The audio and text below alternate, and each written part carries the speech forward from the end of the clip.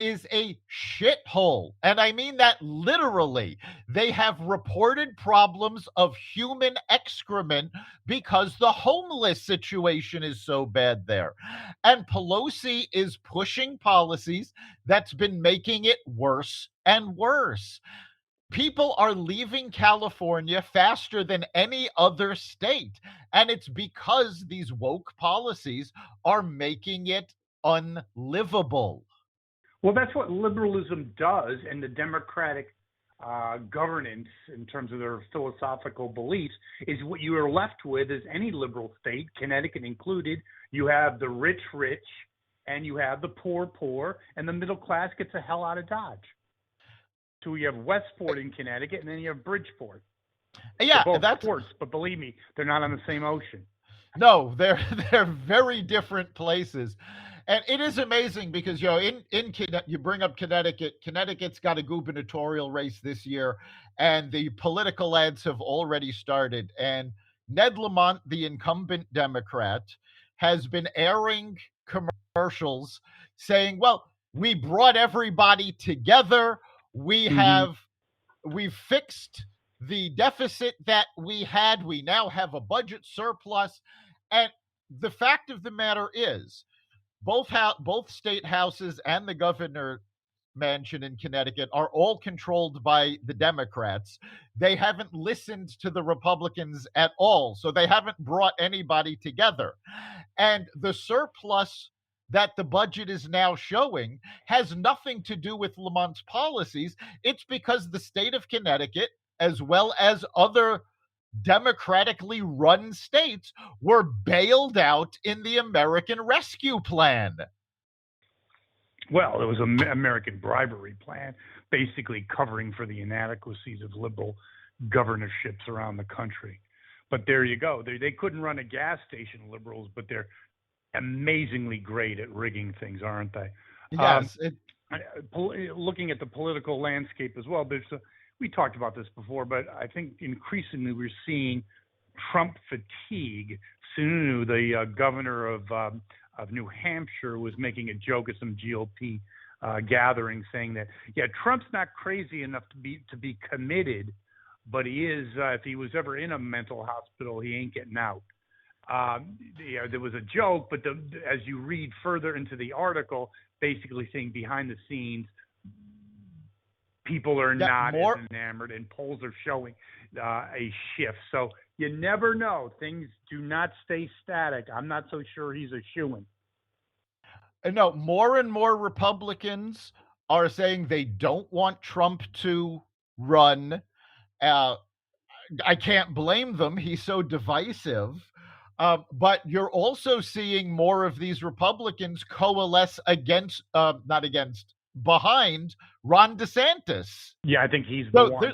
He's fresh, he's young, and also in the article, just real quick, is they were saying that people are really sick and tired of the enough with the 2020 rig. It's old. Shut up already.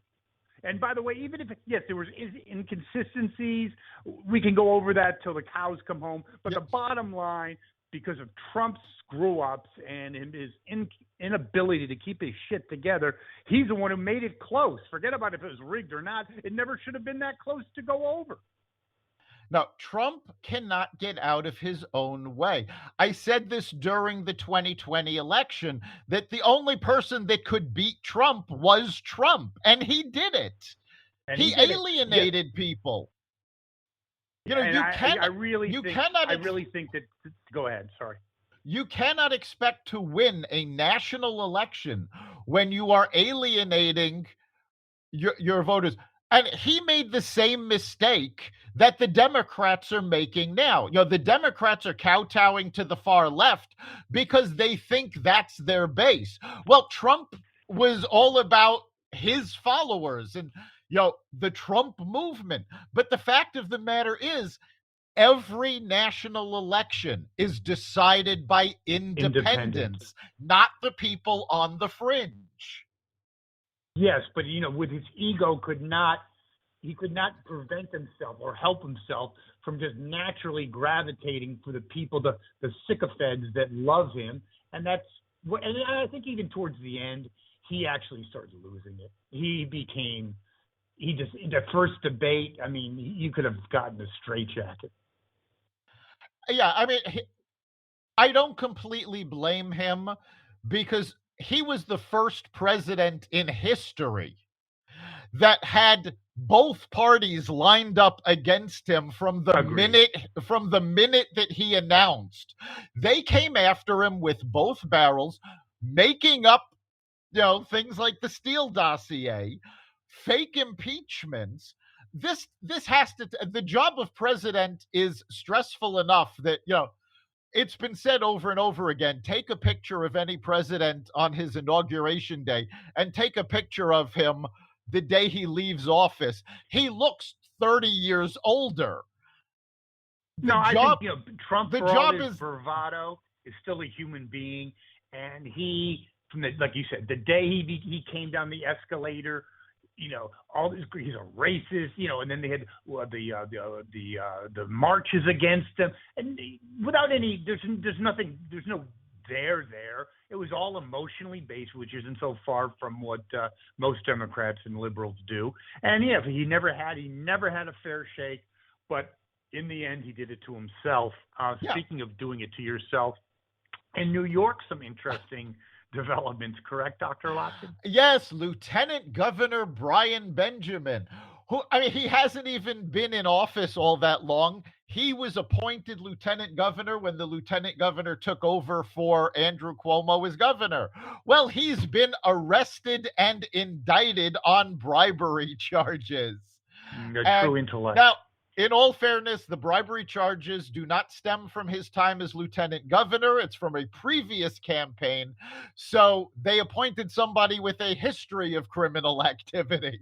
Yeah, that makes it even better. Yeah. Unbelievable. Well, Dr. Lotkin, another great edition of Carnivore Bites. And I know that we have a great feature that people can go and basically, suggest topics that they'd like us to cover and also express their input, correct? Yeah, let us know what you're thinking by going to xvadio.com/connect. And of course, you can find every episode of Carnivore Radio at xvadio.com/podcasts, as well as the Carnivore Radio website. And you can find us as well as the rest of the Xvadio Podcast Network on Apple Podcasts, Google Podcasts, Spotify, Stitcher, iHeartRadio, Audible, Amazon Music, and wherever you find podcasts. And our goal is to eventually beat CNN Plus, but we need to be a little loftier than that, don't you think? I'm to be perfectly honest, I'm not sure that we've already got more listeners than they have viewers. All right. Thank you very much, Dr. Lotkin. We'll see you next time.